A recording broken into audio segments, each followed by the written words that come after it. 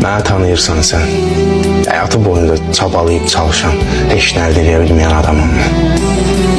Düşdüyü ilk gün, ilk yerdə tərtəpik yiyən, tək qalan adamım mən. Mən də səni tanıyıram. Evinə çörək parmaq istəyən adamsan sən. Həyatda hər şey sağlıq, rahatçılıq, ailə deyirik amma elə deyil.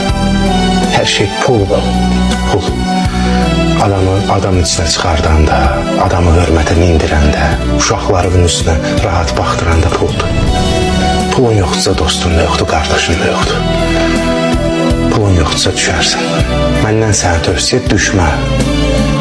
Düşmə, çünki düşsən tək qalıqsan, təpik yiyəsən. Çünki mən o düşməni yaşadım. Və mən o ən dipdə söz verdim. Bu dünya ədalətsiz, haqsız dünyadır. Və mən bu dünyanın canını çıxardacağım. Yaşamaq sənin də haqqındır, mənim də haqqımdır.